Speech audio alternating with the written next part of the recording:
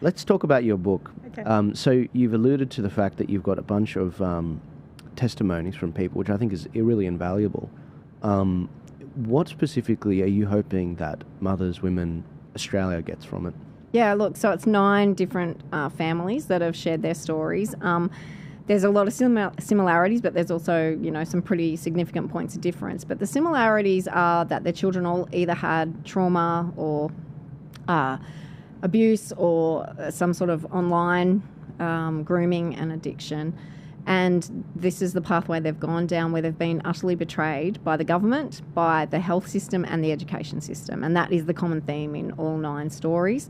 We've put it together for several reasons. One is there's been no Australian focus. We've seen things come out of the UK and the US in particular, but there's been nothing in Australia. There's so many topics we could have written about, but we really feel like these parents are the most vulnerable and voiceless. Besides the detransitioners, they're also very, very ostracised and don't have a voice. But these parents don't have a voice, and they have been only 3 or 4 out of the 9 will talk publicly, but the others are still in a very precarious situations where their children could be taken away from them, they could lose their jobs, they could be very seriously harmed by being public about these things. So the first thing was to give these parents a voice, because they're the forgotten ones in all of this.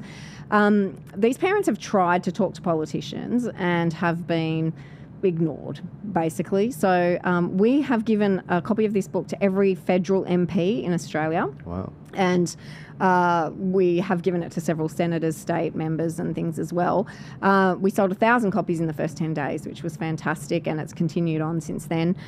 And so what we want to do is raise public awareness and compassion for these families, and we want to use it as a lobbying tool. They're the 2 primary aims that we have with this book, because we need to document what's happening in Australia. We need to document the fact that youth agencies, school staff, medical practitioners are doing the wrong thing by these families. We need to have it in writing.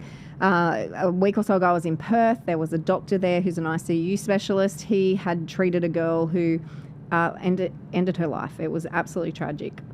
And part of her story is not in this book, but was similar to these stories.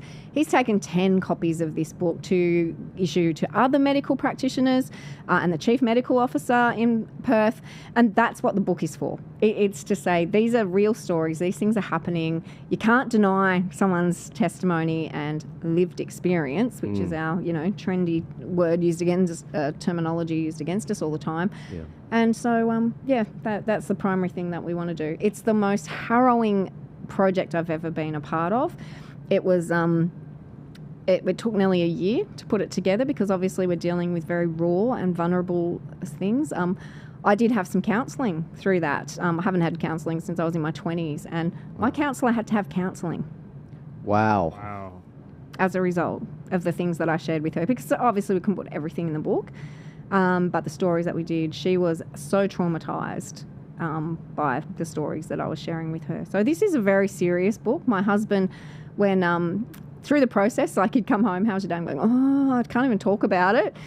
I did share some things, but then when the book was done, I said, yeah, read this. And he took it to bed to read, and he literally threw it across the room and said, I'm not reading this at night. Like, it makes him as a man and a father so angry, so left him in such disbelief that he could only read this book in the morning because it's so harrowing. And I say to everyone, that's the emotions we feel, but the people in this book can never just close the book. They actually have to endure this and live this every single moment of every single day of their lives. I can close the book, I can move on, go and do something else. They cannot. And so what are we doing? Like, what are we doing as a nation when we're ignoring these people and rejecting them and lying about them?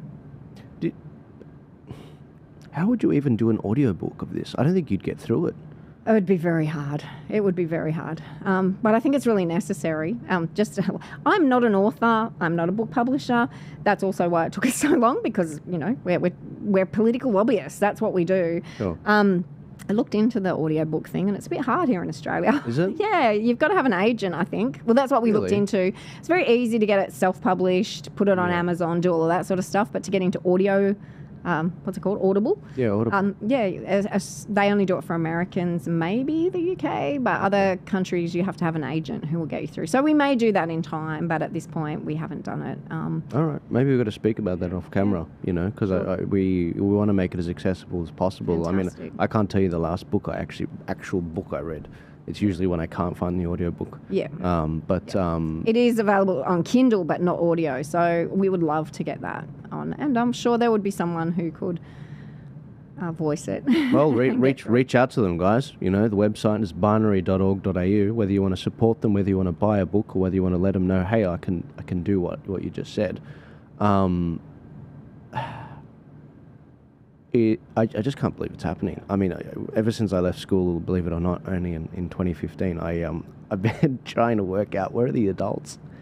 Where are they? Great question. I'm still looking. Yes. So My kids say the same thing. You know, Yeah. we have a great actual network. Just a little plug for our homeschooling network. That none of my kids are in school anymore, but you know, there's 30 of them that come together every Tuesday night to encourage one another and talk about these things. But they are so unique in our community anyway, you know, like, because so many other kids are addicted to screens, you know, all the rest of it. And my kids have, and our young people have such great compassion for their peers and really want to make a difference for them.